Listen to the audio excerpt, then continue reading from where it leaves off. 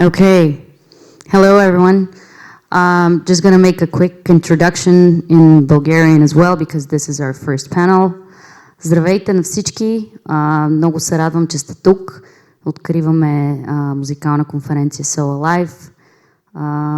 Много съм щастлива, че това събитие се случва в София, че аз и нашият екип успяхме да го случим след наистина много дълго време подготовка. Всички панели ще бъдат на английски. Нашите спикъри са международни гости. Това е нещо, което сме го обявили предварително. Надявам се всички да разбирате за какво точно говорим. Okay. My name is Ruth Koleva. I am the founder of this conference. This is our first panel. It's a very signatory one because it's one of the ideas and goals behind this conference is starting to create a unity and a network and a better environment for our whole region. All of the speakers that we have invited here and they're sitting with me today are key players and important people in their own regions. Not only that, but they're here because they also have a similar vision that we have to work towards unifying the region. And of course, we have Ruud Berends, who's a very special panelist here with us today. And I'm just going to give a brief story of how I met him. Many years ago, maybe 12, 13 years ago, or even more, I don't want to count, there was a program called CTEP. That program was, it was a short for Central Eastern European Talent Exchange Program. And I was selected at that program as an artist through a festival that doesn't exist anymore. It's called Spirit of Burgas. It was a big festival in the seaside. And from each territory, there was, artists that would meet at the time that it was happening in Novi Sad during Exit Festival, and we would network and exchange. That was my first connection with people from our region and people, from the industry that represented Central and Eastern Europe. And I guess for me, that was sort of the start of what we're doing now today. So Ruud, as a person who has a lot of vision and a lot of experience and knows sort of the roots of our, there's someone speaking upstairs, anyway, of why we're doing this and why the region is thriving right now and it's starting to become something better. I really want to have his vision about the development, but I would like to ask each of our panelists to introduce themselves briefly and say where they're coming from and what they're doing. My name is Ruud Berends. My company is called Networking Music. I just moved to Sweden and not longer in the Netherlands, and I currently represent IFF in London, Westway Lab in Portugal, Canadian Music Week in Toronto, Canada, and SoAlive Music Conference as well. Well, my name is Zorica Tepic. I'm coming from Serbia. Now I work for the national platform Serbia Creates, which is part of the Prime Minister cabinet. But before that, I worked for the Exit Festival for 15 years. I was marketing and sales manager for more than 20 countries.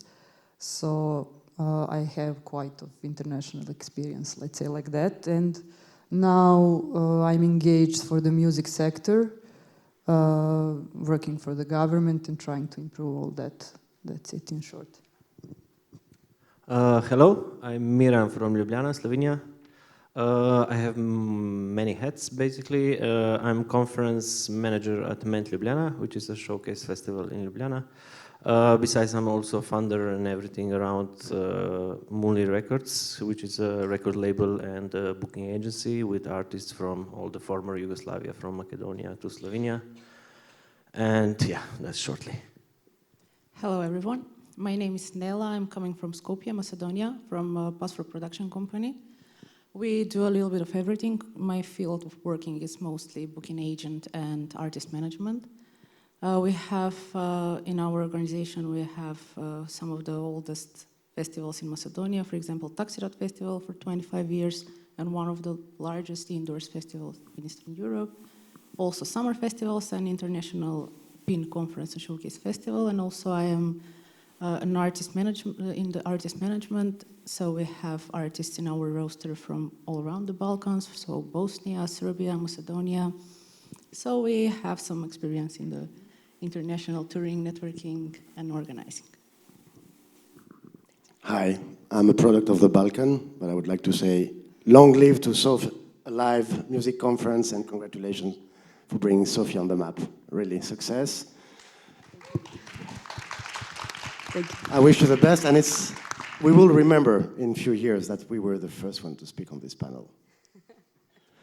Well, thank you for adding Sofia. I'm George. I'm half Greek, half French, a bit of Moroccan. I'm from the Mediterranean Basin.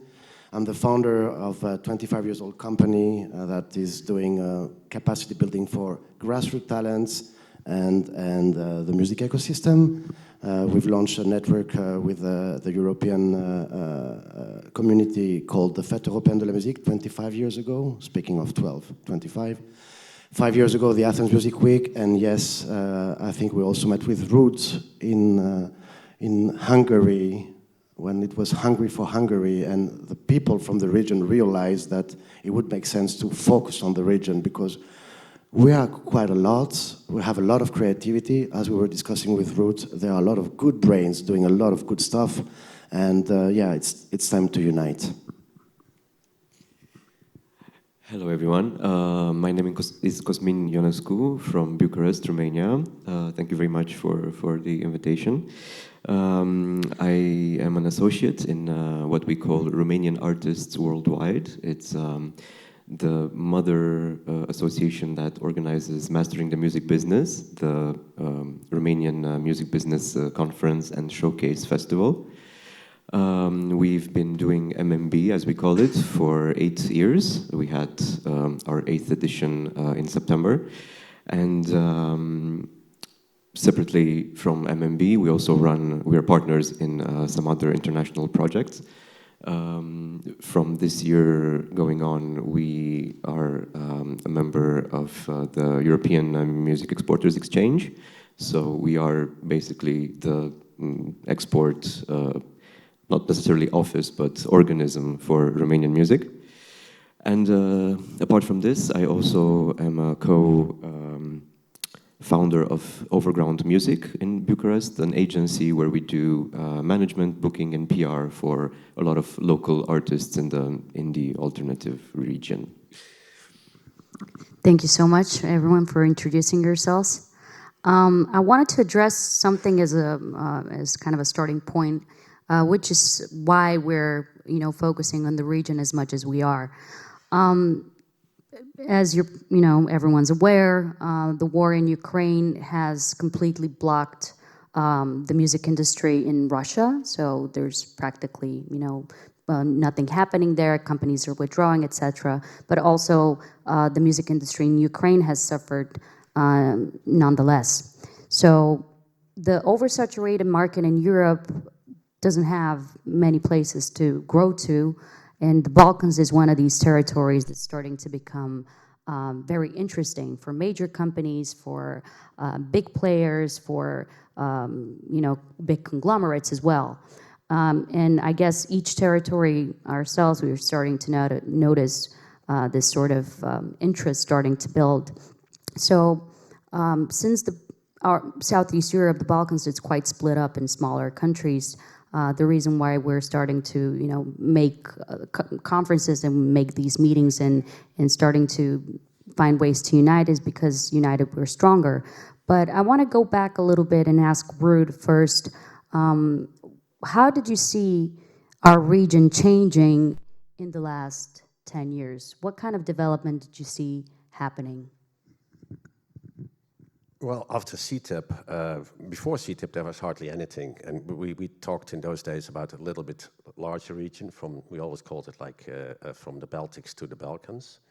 which is basically, if you count roughly, is half the population of Europe living in that part of the world, which was basically hardly existing. Not Western bands were not touring. There was no real music industry infrastructure in most of the territories, and we thought it was a good idea to start something up and try to get the ball rolling and the industry to develop. And especially there were festivals. We had about 18 festivals in 13 countries taking part.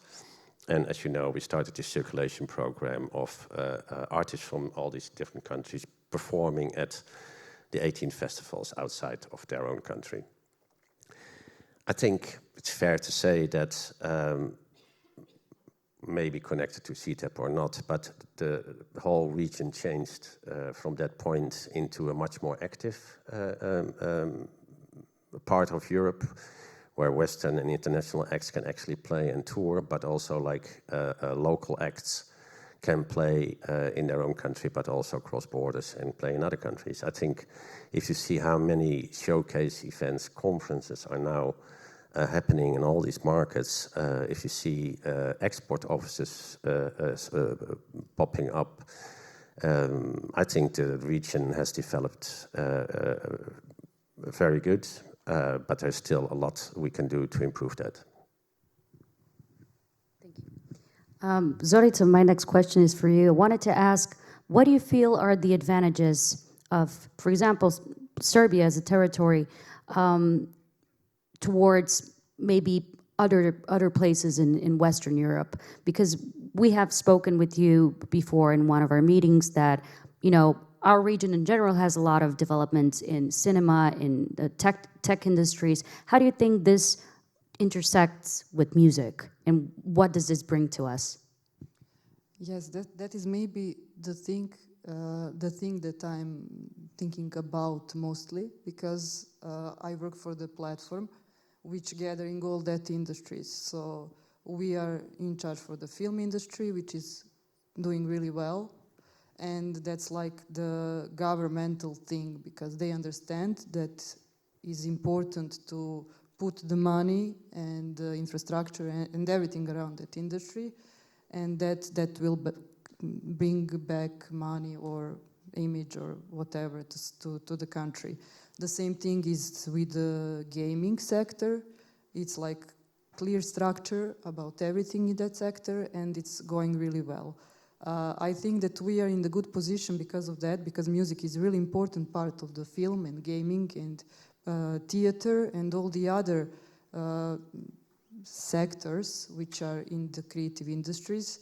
But just we never spoke about that opportunities, you know, and we didn't push our musicians, producers, and all the other people who are working for the music industry. Now we are doing that. So we, from one side, we are trying to learn from them how to put music on the map and how to, you know, strategically approach to that sector, because we are not even sector and in industry in Serbia yet, but we will be.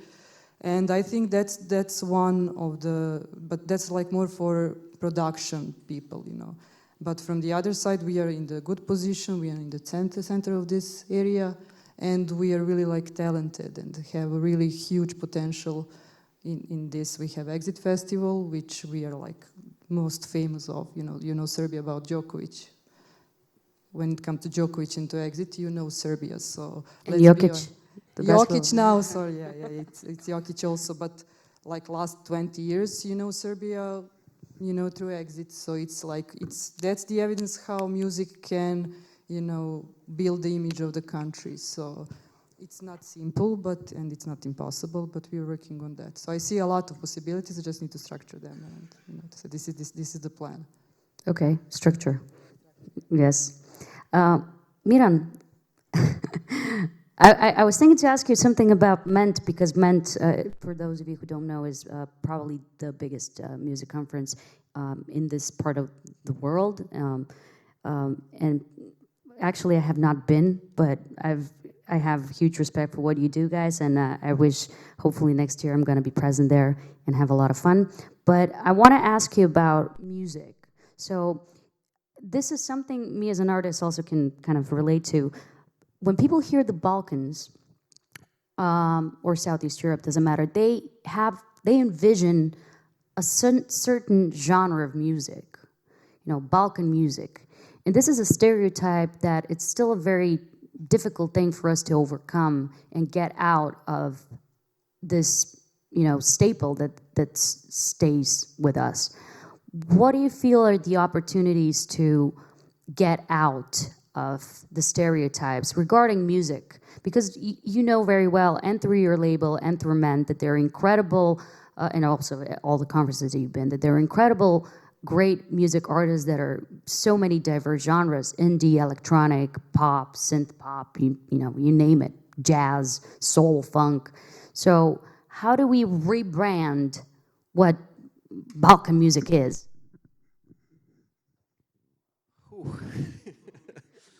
I killed you there. Yeah, you got me. I think it's super hard to break the. I mean, I would say the on the other side you have the people who will always have the stereotype in their hands, and then on the other hand you have the people who have open mind and where you can approach with just the music as it is. I mean, I can see maybe the last couple of years. I think it's maybe not on the top pop level, but in this mid tier, I think it's kind of the bands are singing in their own language. It's more more welcome than it was maybe 10 years ago on the European level, let's say. And this also, I think, so basically just artists coming from this region singing their own language. It's already give them like kind of exotic touch and making them different than the bands from the Western Europe, let's call it, which makes it okay, a little more original. I mean, I personally had a band that made few songs in English, and it sounded way more copycat of some Western bands. So it was way better that they stick to their own language, and like it was original enough. But I think it's how you break the stereotypes, just making your own, your own music with your own originality, with your own passion, and like also, yeah, taking the local. I mean, where you're coming from. Is it like some maybe traditional melodies? Is it like your local language? Is it just, yeah, making your own stuff? This will, I think, make you different than the rest. And going back to Ment Ljubljana, what we learn in the next year, we will have 10 edition. It's that especially the music professionals kind of at Ment really like that we are maybe more on the edgy side. So basically that we also present more, more daring, more adventurous style of music. Maybe not typical what is heard on the other showcases. So this making it a little, the differences makes it kind of appealing. Also, I mean, you can imagine if you travel a lot to all these festivals and you see so many similar bands, you kind of get fed up, and then sometimes it's good that you hear that you're approached with music that you're not used to so much, and it's kind of, yeah, it opens you some stuff. And yeah, I think this is how you break the stereotypes, just presenting something that is unique and your own. What about Joker Out? I wanted to touch a little bit of a point there. For those of you who don't know, Joker Out is a Slovenian band. They were representing Slovenia at Eurovision, and currently they're selling out massive venues all around Europe. They're selling out Electric Ballroom, I think. Electric Ballroom, was it called, in London?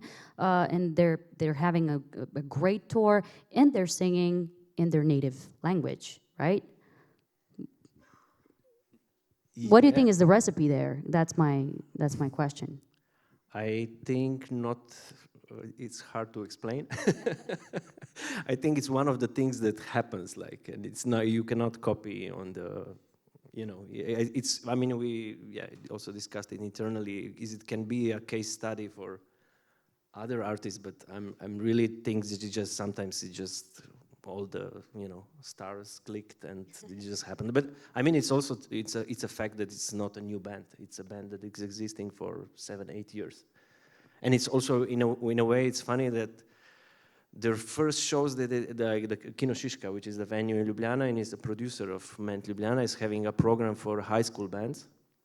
So in 2017, they were one of these high school bands that made first few shows in Kino Šiška, and actually they won that year the competition. And now 7 years later, they're like this enormous success. Like, but I don't think if there is a recipe, like just be your own, like, yeah. It's not about the recipe. It's more about, I guess, seeing that it is possible. You know, being a band from Slovenia or from the Balkans and singing in your own language. And here it's a very important point I want to make is that we live in a new time, you know, digital, Instagram, TikToks and all of that. And I think it's a much more accessible way to connect with bands.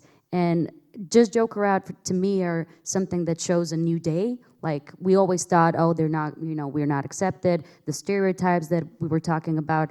But these examples point out that the stereotypes could be broken. And it might not be just luck, it might be the fact that they're a good band, they're cool, they're awesome, and people connect with them. And it's not even, you know, good luck or anything. It's it's hard work and making the right decision. Things are changing. So I truly believe in that. Yes, of course, George. Being a little bastard, not being real Greek or real Balkan, I think the stereotype is harder for us.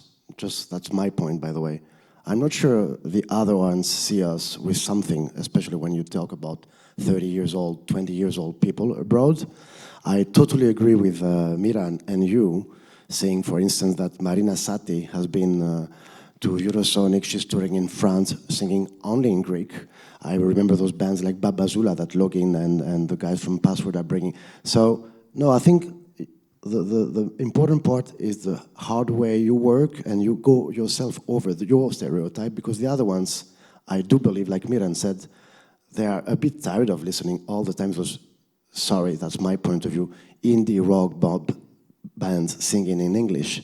There are so many out there all around the world, in UK, so why are you trying to compete those ones? So before thinking about, you know, the stereotypes and the complexes you can have in the region, think about the originality that you have, the assets you have, the traditions you have, and try to be authentic, which is, I think, anyway, in general, the key to success. Authenticity, I think, is something important, of course, but for example, there are many people who have never connected with folklore, for example. You know, so if you're living in Sofia, if you're living in a major city, and this is my own personal experience as well, I never listened, I highly respect it, but I never really connected with folklore that much. But I think the language is something here that really can bring in authenticity. And, you know, even if you're doing indie pop or indie rock, if you're doing it in your own language, ultimately I think this is something also bringing authenticity. If I can add something kind of related to this, because you were mentioning folklore and never really being into it, and I think that's something that I personally can relate to. But what we've seen happening in Romania, at least, but I kind of think it's happening around the region, is that we're seeing younger generations, 20-year-olds, that are rediscovering folklore through music projects that are making a very creative, innovative use of it. In Romania, we have a band called the Subcarpați, and for about 10 years, I think they're going on, and they've started going to the roots of folk songs and traditions, and they really have a sort of, I don't know, not school-like approach to it, and they present it back to their audiences in a really engaging and modern kind of way. And it's been a huge hit with the younger generations, and we have right now, again, 3,000 people venues filled with young people who are really resonating with this kind of music. And I think it's a phenomenon that's happening around the region as well. So maybe this is one other way that we can, as you guys all said, keep the authenticity of the music. Yeah, I agree. Zorica, you wanted to I add? would like also to add something because in Serbia we have situation now that based on the Constructa and Joker Out model, most of our artists now think that that is the way. So like we had situation like 2 years ago that Beovizija, that's like Serbian content for Eurosong, that wasn't that popular in this alternative sector. Now they all want to play Beovizija, and it's really strange, you know. And also, what is happening in Serbia, we have one singer, she's like really young, and she's actually folk music, let's say like that. Now, she become, during the night, you know, like pop star, who is like selling arenas in Zagreb, 5 in Zagreb, 3 in Serbia, 3 in Sarajevo. So it's like, we have weird situation that people who are asking me the ticket for the Exit Festival are asking me now ticket for that one. So I think that we can speak about, you know, genres and stereotypes, and that doesn't exist anymore. It's really weird. In Serbia, I'm like last 1 year is like really, really weird when it comes to music. I feel like, yes, I agree. We're on the verge of something different, and I will circle back towards the music and genres because I want to speak about something that I think for us here is quite segregated in Bulgaria, especially, and that's turbo folk or pop folk, which for us is like the two separate worlds. But I'll come back to that because I want to ask Nela something, which is I think important also. Nela, Skopje is going to be capital of culture 2028, was it? You won. Congratulations. We'll see how that goes.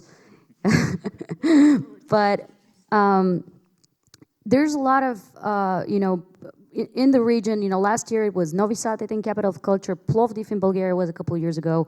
So Balkan countries becoming capital of cultures. What do you feel that this is bringing to us, to the region, and how we're shedding light, you know, from the west part, from Central Europe, towards our authenticity and our originality and what we have to offer. And not to underestimate, but all these cities, and Novi Sad, and Skopje, and also Plovdiv, they're very ancient. And one of the things that people always told me when they were coming to Plovdiv is like, I didn't know how old the city is, because it's like thousands of years old. So what do you think this brings to us, and what do we give back? Yeah, Skopje is capital of culture 2028, and currently I don't have any part in organizing or No, just as someone involved in but yeah, music. someone involved in the music industry and in the cultural industry. I think that what is meaningful for manifestations like capitals of culture, because last year I was been to Novi Sad European Capital of Culture. A lot of times we had a lot of shows there with Macedonian artists and artists from abroad, and I have a first-hand experience in what it means to the city, what it means to the whole community, what it means to the music industry workers and to the artists. So what I've seen happened in Novi Sad, and I hope that will happen in Macedonia too, is first of all, of course, show what you have. We have a very rich culture. We have very broad music in the means of a lot of artists from Macedonia. They're not able to like go abroad that much, and we will attract somebody to come to Macedonia to see the culture, to get to know the culture. And I hope that will happen. Also, the projects like this are not only lasting for 1 year. It's not like 5 only years. lasting for 1 year. Okay, we do concerts, or exhibitions or something. It also changes the whole structure of the cultural structure. For example, what is happening in Novi Sad is they're going to renovate the whole quart to make it like an art. The art quart, is it quart? Yeah. Neighborhood. Yeah, or the art block. So they're going to make the old buildings that are maybe not been using. to make them to make it an art blog where musicians, artists, no matter of what in the field is going, they have the ability to use the place. So I hope that happens too in Skopje, first of all, to make something for us and for our artists and for our cultural workers to have the ability to have the spaces they can create art and show the art. That's first of all, of course, benefit for us. And then, of course, there's economic benefits, cultural benefits, so hopefully we can use it properly. Well, I hope so as well, and I hope this is bringing, more diversity in how Europe sees us. When we have capitals of culture and people see like the whole spectrum of history, of art and music and everything we have to offer. Now, I want to talk about the point I mentioned earlier, which is segregation of genres. It's an interesting point, personally to me, because the turbo folk genres have been much more united within the Balkans than the other world of music. And we've seen this thrive and be super successful. And even Dr. Matthew Knowles, who's going to do a keynote here on Saturday, one of his interviews, when they asked him what he knows about the region, he answered Lepa Brena and said, she had sold 25 million copies. And and it made me think, because it's so important. In one point, if we're talking business, these are massive numbers, like 25 million CDs, cassettes, or whatever. This is massive. And all the other, like Bulgarian, Macedonian, it doesn't matter which country you pick, these genres have thrived and they've made a lot of money and have been really impactful. Now, for us, segregation comes from the culture of it, like why is this? But how have they made this connection between each other, and these countries have united and have, massive cross-border hits and artists, while the others have stayed kind of separate.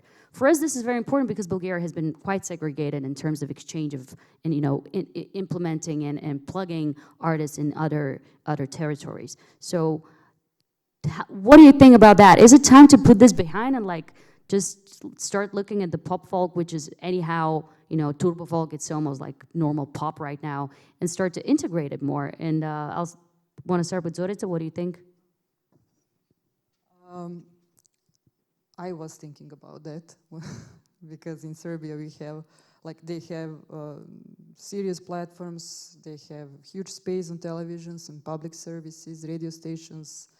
But in Serbia we have two groups, we have that turbo folk, which is using traditional medias, and they are there. And we have that new way, which is using streaming platforms. And if we compare them, it's like the new wave is bigger than the traditional way. The problem is, which I see as a problem, that we don't have anything in the middle of that. And there is that alternative, music and what we are doing now. So we need to make a space for that, the other, not new wave, not old wave. Now we are making a space for the pop, rock, jazz, and that kind of genres.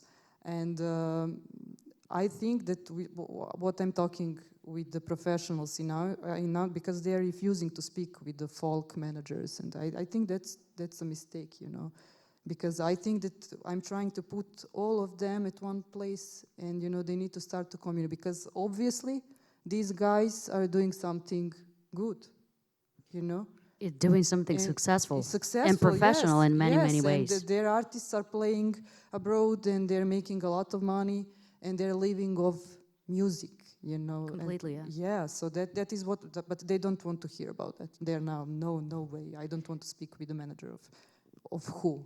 Brena? Come on, you know, it's... The budgets they have for music videos, for example, are something that pretty much no one else can afford. Yeah, like, yeah. It's incredibly That's also crazy. the thing, because we don't have standard, you know. They're spending a lot of money on production and, you know, video production, and they're paying much more for the clubs. So we need to have a standard in the clubs, with the managers, and, you know, they are completely different. You know, they need to find, you know, the same language. You know, they need to start to speak the same language, and we need. I'm all the time saying we. Like, I'm not against them. I think that we have a lot to learn from them. I also believe that, and I also see that the benefits of, you know, we're talking about unity and unifying. So unifying the whole sector, it's much more, because now we're talking about unifying the region, but there's so much that we need to unify within our own countries. But to get to a certain point, like Miran, if for example, I don't think any like music showcases that I know of around have booked any turbo folk artists to perform. And I don't know why is that. Like, for us personally, and I can say it out loud, we didn't have any applications. Like, no one applied. We have a keynote from Aziz tomorrow, which is, you know, he is the biggest turbo folk star and also international Bulgarian star, but no one really applied. And I wanted to ask if it's the same with you guys, or if it's an internal process. I'm just trying to wrap my head around. I mean, if they're super popular, maybe they don't need showcase festival. No, but they're starting pop folk and turbo folk artists every week, probably. I mean, like, I guess every festival kind of has like target audience who they're targeting with their program, and maybe they're just, depending on capacity, maybe they're just not targeting the masses that follows the turbo folk or anything. So talking about MENT, we also have limited, because we are indoor festival in relatively small venues, so basically we have really limited capacity, and we basically maybe don't have the need to grow too much, or maybe it will just ruin the spirit and the aura around the festival. So, and then it's then you're choosing who is your target audience, how you define the program, and that's what, as I said earlier, we are more focused maybe on more adventurous of these, let's call it urban or however music. So for us, I would say it's no need to include turbo folk, or not even this Slovenian turbo folk is a bit different, but anyway, it's another topic. Okay. George, I want to ask about the scene in Greece, because that's one is kind of a specific one. You know, it's very, very big, and I don't know if it's called turbo folk in Greek, though. We call it doggy music. How? Doggy. Because, you know, so we say. But we understand each other with turbo folk. Well, it's such a big discussion again. It's the one you were mentioning before, on my point of view. There's turbo folk and turbo folk. You spoke about cultural capitals. By the way, Elefsina and Novi Sad were together in 2021. I know stories from friends of Exit, because we're working together. And I've been to Sekotsa, because thanks to those connections, we work with Novi Sad on other projects. So why is there no turbo folk in the cultural capital?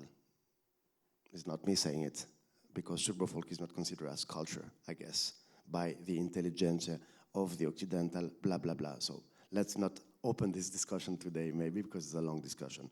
Miran just pointed out something else as well. What are the showcases, the models of showcases we are, and most of us are doing? Some of us are including jazz, some not even. So again, and we are, let's say, oriented still to the Occidental part of the world. So obviously, as well as Miran pointed out, when artists are already famous, they don't have reason to come to showcases, except if they want to go to another country. Now, in the region, in Greece, turbo folk, I think it's like Serbia, like most of the countries. Strangely, you know, Greeks and Turks do love each other a lot, but the musicians in turbo folk were always doing exports so well for years. I mean, 25 million albums. I think George Dalaras has something like 40 million sending in Israel, in Turkey. Their songs are sung in Israeli or in Turkish. And though the Turkish and the Israelis and the Greeks did not like each other so much, those guys did touring in those countries for years. So it's crazy. Now there's that young generation which put hip-hop and turbo folk, or hip-hop and folk. And that generation, I agree with all those things, will make a key change on all those topics, maybe. They speak the hip-hop language, which is, again, we put a genre, but I don't think it's a genre.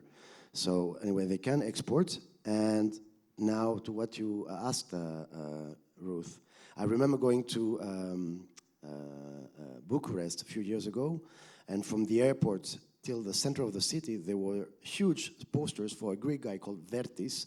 Maybe you know him in Bulgaria. He's doing pop things in France. And as you said, he went over the prerogatives as you were. He didn't have any complaints, and he's doing collaborations with other pop artists in France, in UK.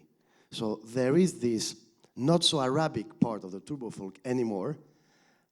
Really pop. I totally agree with you. I mean, what's the difference between Shakira and maybe, you know, find me somebody in Bulgaria? Ruth, Koleva? I don't know. No, definitely not. But I'm not turbo folk yet. And yeah, so there is a question in terms of education and training and networking. So why did we not book them? I think the first reason is, to be honest, because we're not into pop, speaking about us. Those who are clever and match, you know, folk, trad things, and which have something that could be exported eventually to Dutch people, we try to convince them to come to the showcases because they wouldn't like to come. Indeed, they say, oh, I don't need it. And the rest is, as Miran said, and as I think I just pointed out, it's just a question of taste as well. I'm not into pop in general as a showcase festival because I think it's very difficult to export pop music to other countries. It's more easy, I believe, to export anything else than pop. I guess that's an answer for me. Well, yes, and then there's Romania, which has exported the most massive pop anyone has ever exported. Yeah, the numbers are what, in the billions? Global records and all that. Pretty much. There's this particular love story developing between Romanian pop music, especially the kind made by Global Records, which is the biggest independent music label in Romania. Like by numbers, they overtook the majors by huge numbers already. And there's this love story developing between them and the Polish market.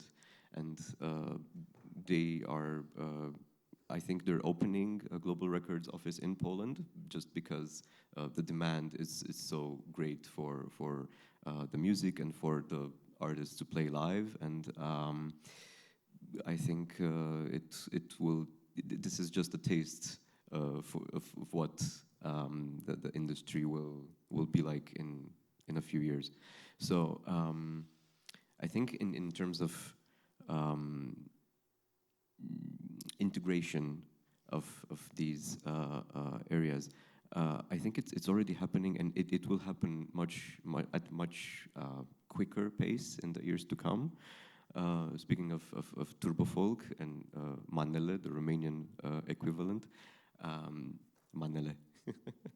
We've started seeing something very interesting happened a couple of years ago when Spotify opened a regional office for Romania as well, and people started getting the playlists, the recommendations, the new music Fridays, and we started getting manele into our Spotify recommendations, and I keep getting that now, and it's a trend that's really growing. So suddenly what was, because turbo folk and manele in Romania until quite recently was seen, as you said, not quite culture, not quite, it was a huge stigma around the genre, and it was very underground still and very not widely accepted. Then people started listening to turbo folk ironically, and slowly it's been emerging into a sort of mainstream. And I think now we're at a point where, like Zorica said, there's the old guard of artists who were paving the way, who were doing this maybe 20 years ago, who are the pioneers of the genre, and there's the younger generation who knows how to use these modern marketing tools really efficiently and have huge streaming numbers and have huge social media presences and YouTube channels and TikToks, and they are exploding everywhere. And we live in quite separate worlds, like us with our conference and our events that we're trying to do.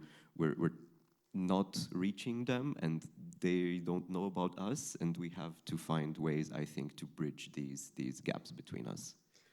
Thank you, Cosmin. This is, I'm addressing this not because I'm guessing all of us are fans of this, but this is purely business. And if we're talking about becoming a sort of unified region and becoming strong unified region with leverage, which can stand up to major companies or massive corporations, this is a massive asset because that's pretty much where the majority of money is, except for, you know, live industry, massive concerts. The ingrown product, which makes the most money, you know, undoubtedly for us are these genres. Romania is a little bit different because we address global. So bridging the connection and unifying that as well, I think it's important when we're talking about having this sort of connection within the region. And I think that, and I will call it separate world because in many ways it is, have done that unification historically in the last 25, 30 years in a very natural way. So I want to ask Ruud now as our foreign guiding agent. No, I'm joking. You've seen the region 10 years ago, and you've seen the progress. Do you think what we're talking about, unification and starting to work in processes together, because there's so many points, and I want to address some of the points now as exchange. We don't have export offices, so creating our own export system within the region is something that can very much benefit the culture scene, the music scene, and the artist. We don't have regional managers for Spotify, and you know, problems like this can be much better solved or addressed if we start, you know, doing what we're doing. But I wanted to ask you, as someone who knows the people and knows the region, do you think that this is possible now? Do you think things have changed and we have grown to a moment where understanding and common grounds of working together is possible? I think so. I've been fascinated listening to this. I mean, some of it is really like, oh, I didn't realize that this was happening and so long and so much money involved. But it also sounds like a completely different system and very much genre specific. Is that correct? I would say so. Yeah, so on the one side you would think we can learn from this and we can maybe use it, but if it's really very genre specific, that might be a problem for other genres, right? But at least we shouldn't be too proud to learn, because these people have a system that actually really works and makes a hell of a lot of money. So we would be really stupid if we don't talk to them, if we don't learn from them. The other thing I heard is that, and I'm very happy to hear that, because we're you know, like when we started in 2006 talking about this on the Region Conference in Budapest, we always said, like, please don't send us, you know, copycat or, you know, copying Western bands' music. Please send us your original, traditional music from your own country, because that's what we are really interested in. That is the unique music you guys are making in your own countries, and that is what you should export. And I'm very happy to hear that the young bands sing in their own language. They're proud and they respect their cultural history. And that is something, I think, which the rest of the world would be very interested in. How do you do that? Well, you can look at the existing systems of the, how do you call that? Well, yeah. And the rest is about, you know, visibility and have proper, well-trained music industry. An export office can be of help. I think like a cooperation in the Balkans, part of Europe, is something which will speed up things and will be beneficial for everybody. You want to add something? Yeah, well, you said genres. I think we should be honest, because since Ruud doesn't know about turbo folk is not one thing. There is nice turbo folk, there is doggy turbo folk, there's hip hop turbo folk. I think it tells a story that how many people outside of these markets know about this. I think they were way before 2000. I mean, I remember the Olympics in Greece, which was in 2004, and these guys were already working with Bulgaria, and I mean, it's something that we feel. I think the populations of the region, they do feel we have this ex-Ottoman Empire, this Oriental beats, you know. We are in the Balkans. I mean, we're in Europe, but we have some things.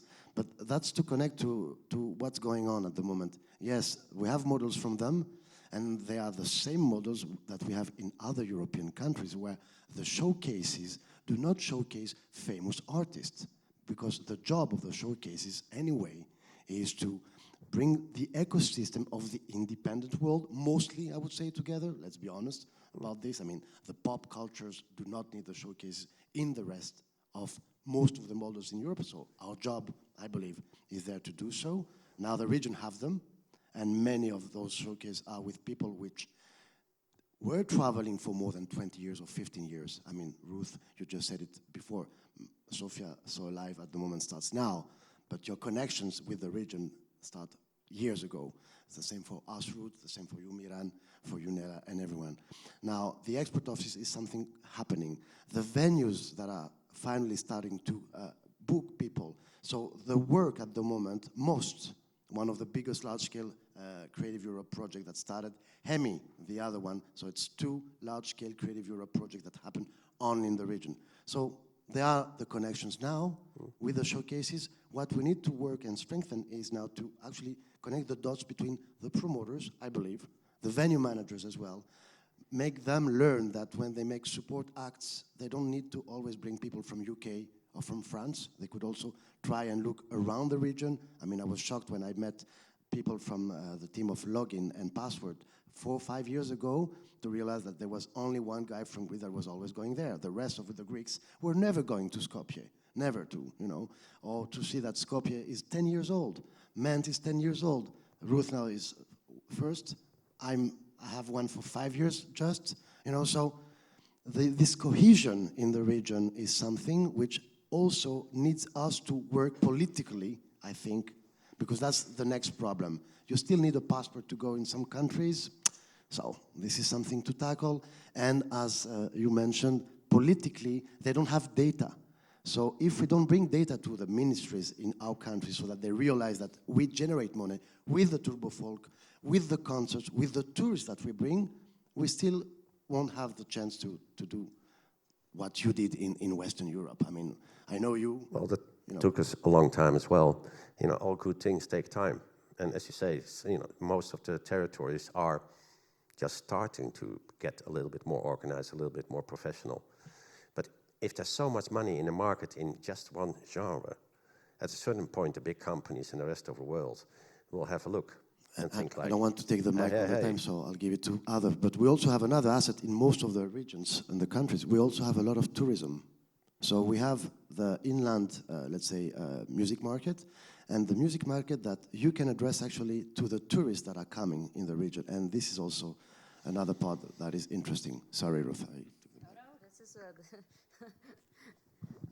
I like this conversation because one of the main points is that we're trying to find a common voice and trying to find solutions, because as you know, I don't want to get into that, but the region is dynamic and there are political issues between certain countries.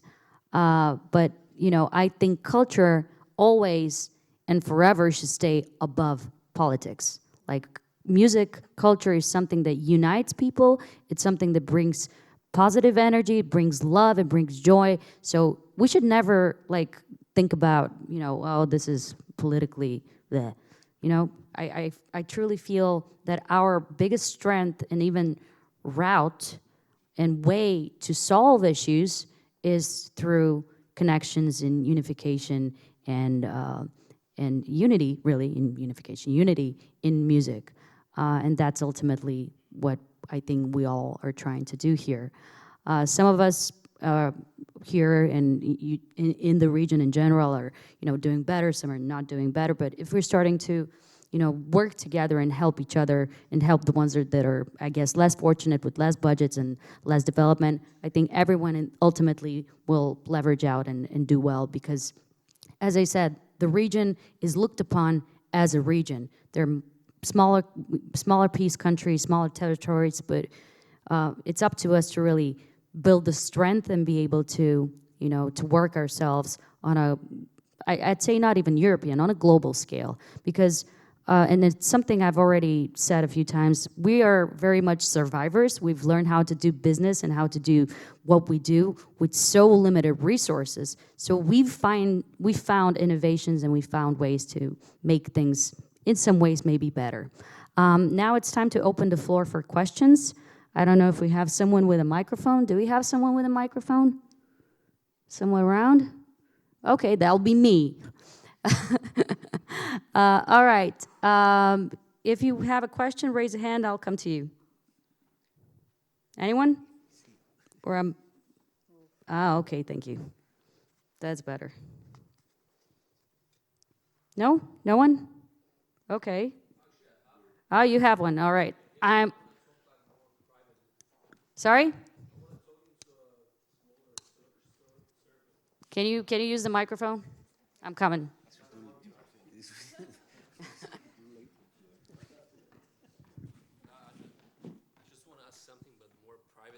Oh, privately. Who? He has a question. I'm coming to the person who has a question. You? Hi. I like what the colleague from that represents Greece said about those showcases representing more like independent artists.